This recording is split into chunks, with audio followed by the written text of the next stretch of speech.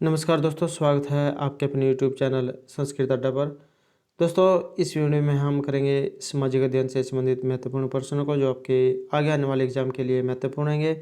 और दोस्तों, अगर आप जो है एसटेट, सीटेट, यूपीटेट, आरटेट या कोई भी जो कॉम्पिटिटिव एग्जाम है उसकी तैयारी कर रहे हैं तो क्वेश्चन आपके लिए महत्वपूर्ण आने वाले हैं, क्योंकि एग्जाम में जो है सामाजिक अध्ययन से संबंधित जो क्वेश्चन होते हैं ये जरूर पूछे जाते हैं, इसलिए एग्जाम की दृष्टि से जो है क्वेश्चन महत्वपूर्ण रहेंगे। और दोस्तों, अगर आपने हमारी पहले वाली वीडियो नहीं देखी है तो उसे आप ऊपर कोने में आई बटन पर क्लिक करके देख सकते हैं। और इस वीडियो की जो पीडीएफ है आप हमारे टेलीग्राम ग्रुप से भी प्राप्त कर सकते हैं, उसका लिंक आपको नीचे डिस्क्रिप्शन में मिल जाएगा, या जो हमारे चैनल की प्लेलिस्ट है वहाँ पर जाकर आप तक की जितनी भी वीडियो इन सभी को आप देख सकते हैं। तो दोस्तों, ये जो क्वेश्चन एग्जाम की दृष्टि से महत्वपूर्ण रहेंगे और पहले भी जो आए हुए हैं। तो दोस्तों, वीडियो शुरू करते हैं। हमारा फर्स्ट क्वेश्चन है, आराम बाग जो है ये किस मुगल बादशाह ने बनवाया था? राइट आंसर जो है ऑप्शन डी यहाँ पर रहेगा। तो आरामबाग का जो निर्माण है ये मुगल सम्राट बाबर ने 1528 जो ईस्वी है इसमें करवाया था। और प्रारंभ में जो है बाबर की मृत्यु के बाद उसका जो शव है उसको आरामबाग में ही दफनाया गया था, लेकिन बाद में जो बाबर के शव को अफगानिस्तान में दफनाया गया था। और आरामबाग जो है एक ये फारसी उद्यान है जिसका अर्थ होता है आराम का बाग। नेक्स्ट है हमारा वर्ष जो 1916 है, इसमें भारत में होम रूल आंदोलन की जो शुरुआत है इनमें से किन के द्वारा की गई थी? राइट आंसर जो है यहाँ पर ऑप्शन सी जो हमारा रहेगा बीजी तिलक के द्वारा।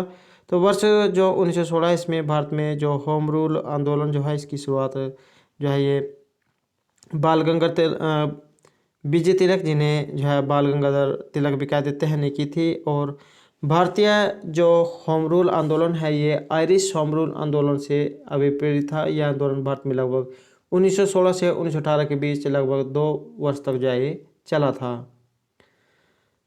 नेक्स्ट क्वेश्चन रहेगा हमारा, निम्नलिखित में से किस लेखक की पुस्तक से कश्मीर के 12वीं शताब्दी ईस्वी के इतिहास का विवरण जामे प्राप्त होता है? यहाँ पर जो सी आंसर है ये ऑप्शन सी रहेगा, कल्हण। तो 12वीं शताब्दी के जो प्रसिद्ध कश्मीरी लेखक थे कल्हण, इनकी प्रसिद्ध पुस्तक आपने सुनी होगी, राजतरंगिणी। तो ये जो है कल्हण के द्वारा विरचित थी।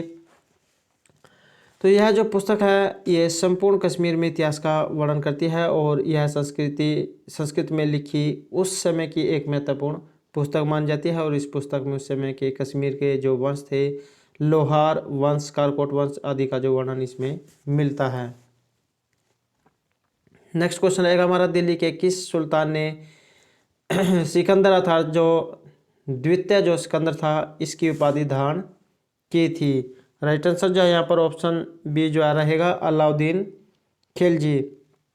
तो ये दिल्ली के जो खिलजी वंश के शासक थे। दोस्तों, एग्जाम में इस प्रकार भी पूछा जा सकता है कि अलाउद्दीन जो खिलजी है ये जो है किस वंश से संबंध रखते थे? तो खिलजी वंश के थे। और इन्होंने 1296 से 1316 ईस्वी में जो है द्वितीय सिकंदर अर्थात जो सानी है इसकी उपाधि को धारण किया था। और इनके लिए एक इम्पोर्टेंट बात यह हो जाती है कि अलाउद्दीन ने जो है सेना को नगद वेतन देने और स्थायी सेना की नींव रखी थी। और इन्हीं के द्वारा जो है घोड़ा दागने और सैनिकों का जो हुलिया रखने की प्रथा की जो शुरुआत इन्हीं के द्वारा की गई थी। नेक्स्ट में हमारा रहेगा यहाँ पर जो हमने मिलान करने हैं। तो यहाँ पर जो हमारा राइट आंसर है ये ऑप्शन डी रहेगा, 3 1 4 2।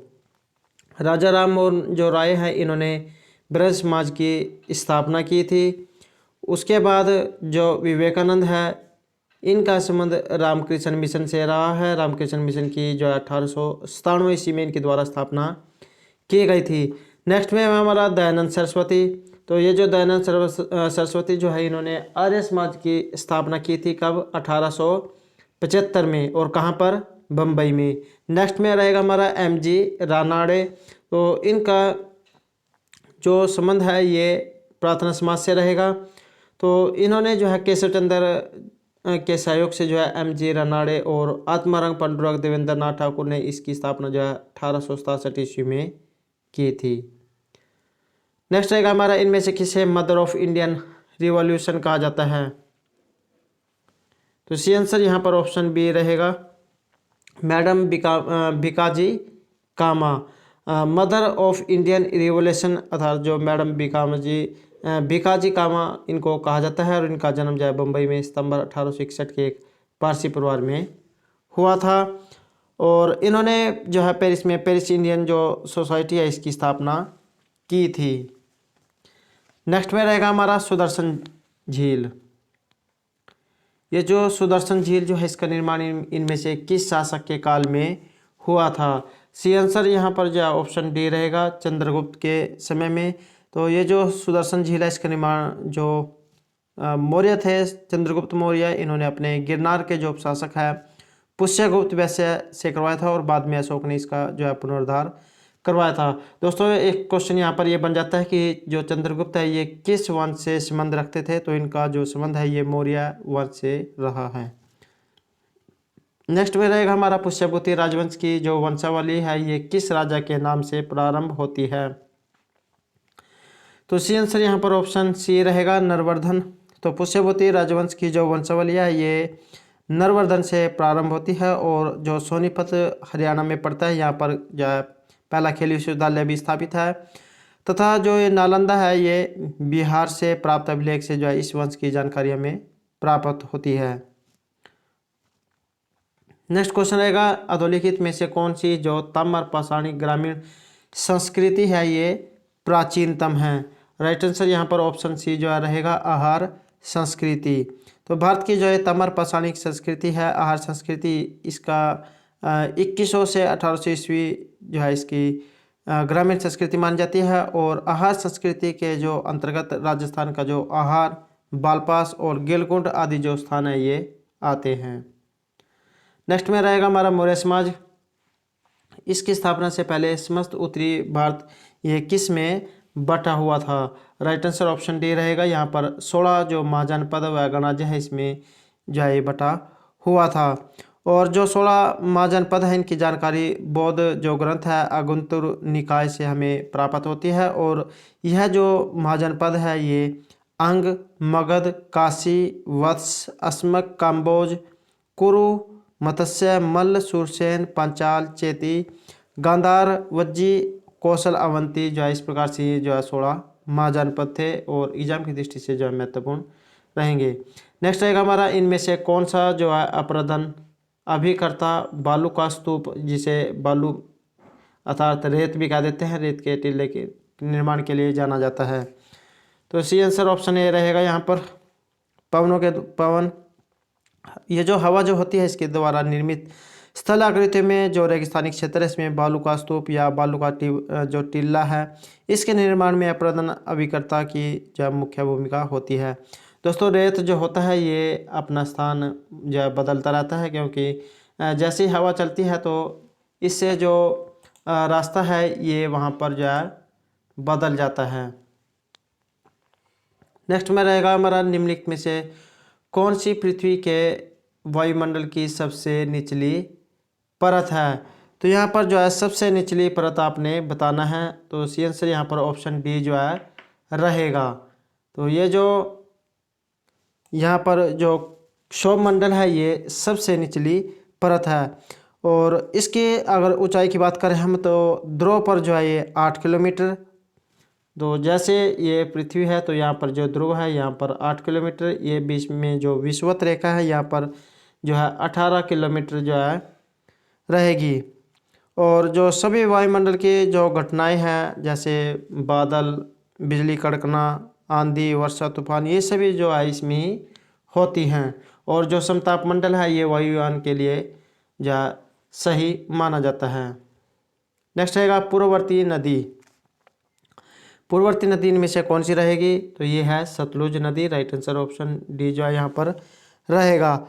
सतलुज नदी जो है एक ये पूर्ववर्ती नदी है, और पूर्ववर्ती नदी वह होती है जिसका प्रवाह जो है अंतर्निहित अर्थात पर्वत स्थलाकृतियों में परिवर्तन के कारण जो है अपने मूल प्रवाह को बनाए रखता है। अगर हम इसके कुछ जो है नदियों की बात करें जैसे सिंधु, ब्रह्मपुत्र, कोसी जो है कुछ इसी के ही उदाहरण हैं। नेक्स्ट रहेगा पृथ्वी की बाह्य परत। पृथ्वी की जो बाह्य परत है इसे क्या कहा जाता है? इसे जो हम स्थल मंडल कहते हैं।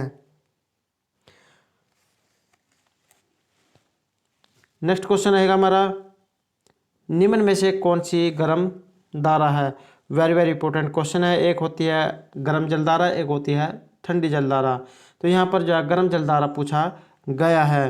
राइट आंसर ऑप्शन ए जो रहेगा। तो ये क्यूएसए की जो धारा है ये गर्म जलधारा है। नेक्स्ट में रहेगा, इनमें से कौन सा परिवहन का सबसे सस्ता साधन है। तो जो जल जो होते हैं जिस समुद्री जहाज या जल परिवहन जो है इसका सबसे सस्ता साधन है। नेक्स्ट में है गोदावरी नदी। ये जो गोदावरी नदी है ये इनमें से कहाँ से निकलती है। तो ये नासिक से निकलती है।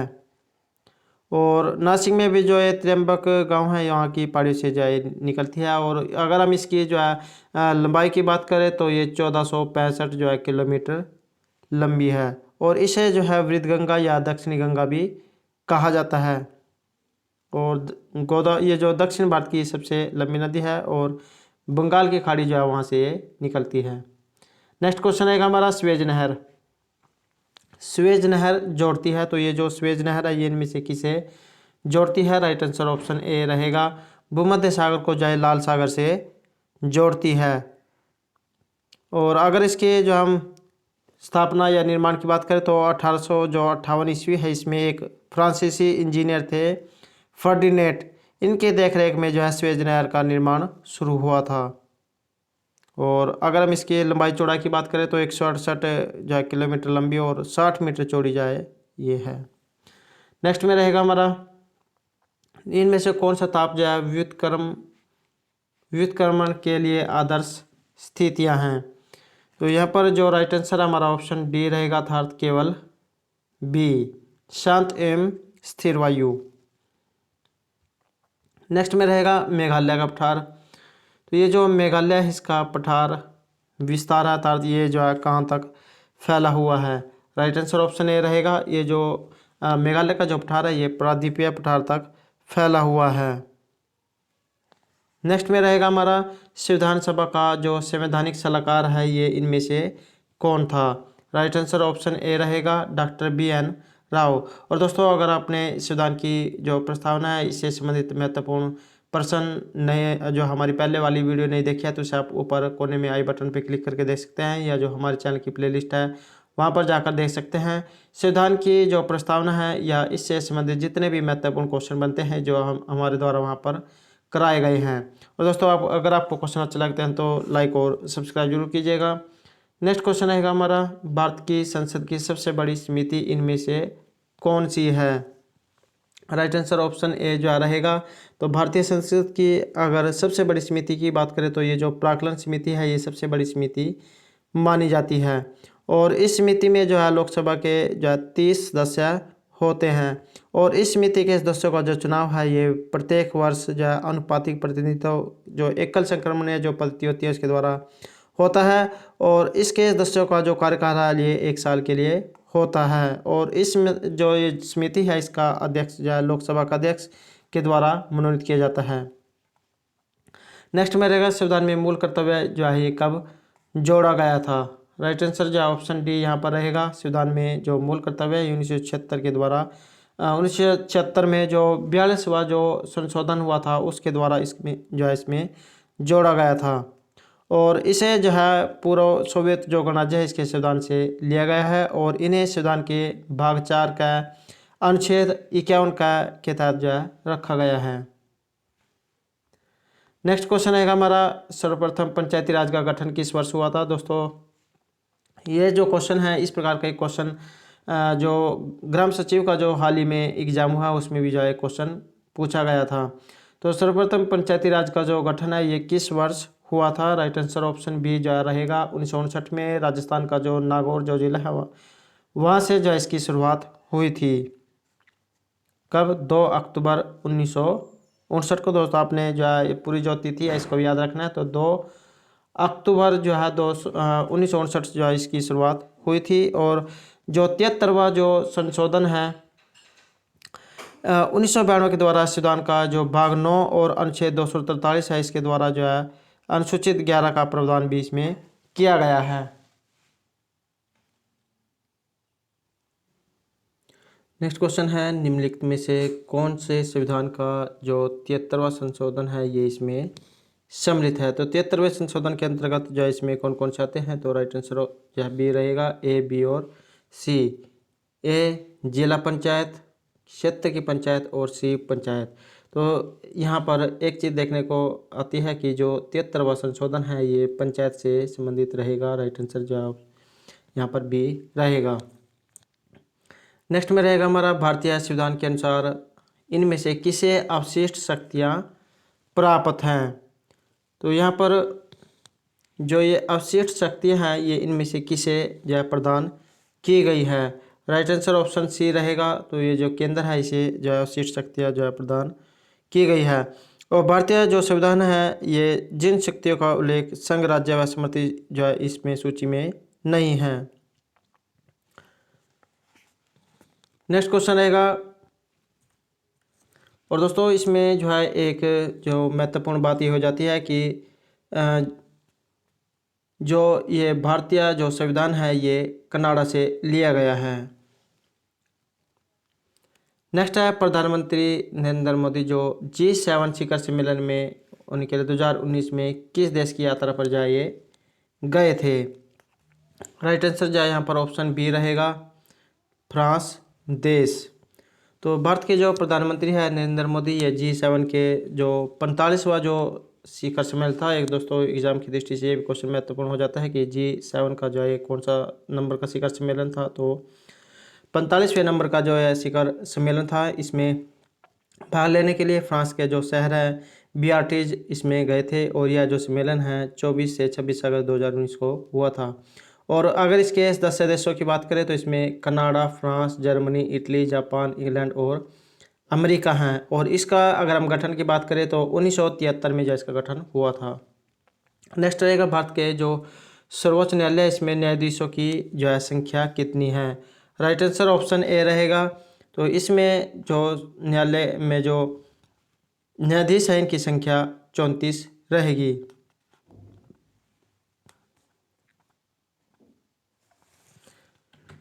और अगर हम न्यायाधीशों की जो है नियुक्ति की बात करें तो इनकी जो नियुक्ति है राष्ट्रपति के द्वारा की जाती है। नेक्स्ट रहेगा, लुक ईस्ट पॉलिसी का जो एक्ट है ईस्ट पॉलिसी में जो है ये परिवर्तन कब हुआ था। इसमें जो परिवर्तन है ये 4 नवंबर 2014 को हुआ था। नेक्स्ट क्वेश्चन रहेगा, संतुलित आहार इसमें सुरक्षात्मक पोषक तत्व कौन से हैं। राइट आंसर ऑप्शन डी रहेगा। जो इसमें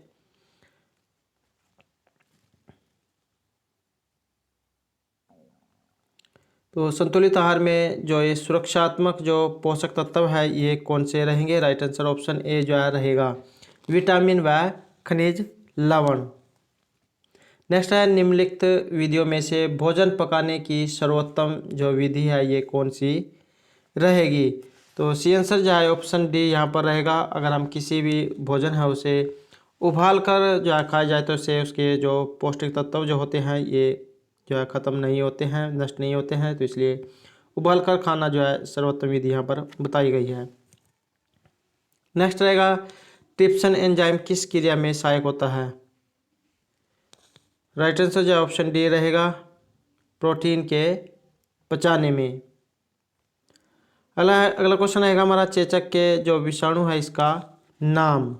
राइट आंसर ऑप्शन डी रहेगा, वेरियोला वायरस।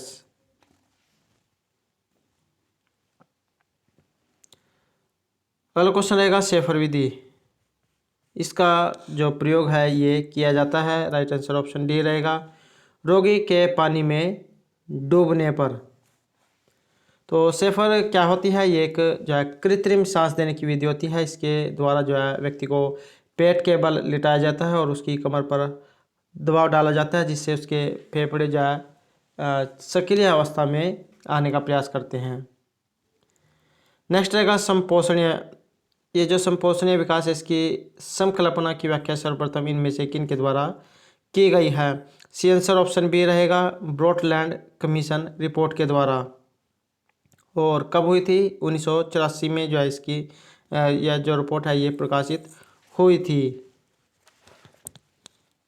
अगला क्वेश्चन रहेगा, इनमें से किसे भारत का राष्ट्रीय जलीय जीव कहा गया है? तो यहाँ पर जो जलीय जीव है ये डॉल्फिन गैंगेट का जो है इसे माना गया है, और यह जो केवल मीठे पानी में ही रह सकने वाली एक प्रजाति है, और इस समय जो है ये विलुप्त होने की कगार पर है। नेक्स्ट रहेगा, किस वर्ष वन संरक्षण अधिनियम पारित किया गया था? राइट आंसर रहेगा ऑप्शन ए, वर्ष 1980 में।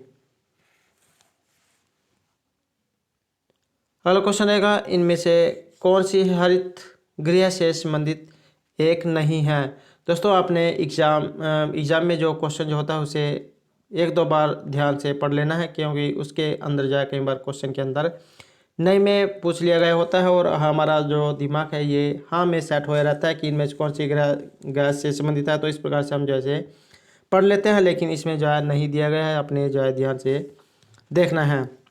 राइट आंसर ऑप्शन डी रहेगा, नाइट्रोजन। नेक्स्ट है, कौन सी मृदा संरक्षण की एक विधि नहीं है? तो ये जो कीटनाशक रसायन जो है ये संरक्षण की एक विधि इनमें से नहीं है। नेक्स्ट है, अरहर की संकर किस्म। राइट आंसर ऑप्शन बी जो है रहेगा, ICPH8 जो है ये एक अरहर की किस्म है। अगला क्वेश्चन है, इनमें से किस राज्य को सोयाबीन राज्य कहा जाता है? तो सोयाबीन के राज्य के रूप में इनमें से किसे जाना जाता है? राइट आंसर ऑप्शन बी रहेगा, मध्य प्रदेश जो है इसे सोयाबीन राज्य कहा जाता है। नेक्स्ट है, ग्रीन हाउस। ये जो ग्रीन हाउस जो है इसमें सब्जियों को उगाने के लिए जो सब्जियां उगाते हैं उसे क्या कौन सी विधि जैसे कहा जाता है? सी आंसर ऑप्शन सी रहेगा, वेजिटेबल फोर्सिंग। अगला क्वेश्चन है, मृदाओं के जो कण हैं ये घनताओं का औसत मूल्य होता है? तो यहाँ पर राइट आंसर ऑप्शन सी जो रहेगा, 2.66 ग्राम सेंटीमीटर 3। अगला क्वेश्चन है, निम्नलिखित में से बाग लगाने के लिए कौन सी विधि जो पहाड़ी क्षेत्रों में अपनाई जाती है? तो पहाड़ी क्षेत्र में जो है इनमें से जो समोच्च जो विधि है इसका प्रयोग किया जाता है। इसके लिए ढाल जो है 15% से अधिक होनी चाहिए। नेक्स्ट में रहेगा हमारा क्वेश्चन, सिलाई मशीन जो है ये कब भारी चलती है? ये जो सिलाई मशीन है इसका भारी चलने का क्या कारण रहेगा? राइट आंसर ऑप्शन डी जो है रहेगा, तेल की कमी और सफाई न होने पर। नेक्स्ट है, वृद्धावस्था में कैल्शियम की कमी से कौन सा रोग हो जाता है? एग्जाम की दृष्टि से वेरी वेरी इंपॉर्टेंट जो क्वेश्चन रहेगा। तो वृद्धावस्था में कैल्शियम की कमी से होने वाला रोग ये रहेगा, osteoporosis. Right answer option C जो है रहेगा। इसके कारण जो है हड्डी के टूटने का खतरा बढ़ जाता है, और उम्र के साथ जो है इसका जो है खतरा ज़्यादा हो जाता है। इसे ही जो है साइलेंट रोग भी कहा जाता है।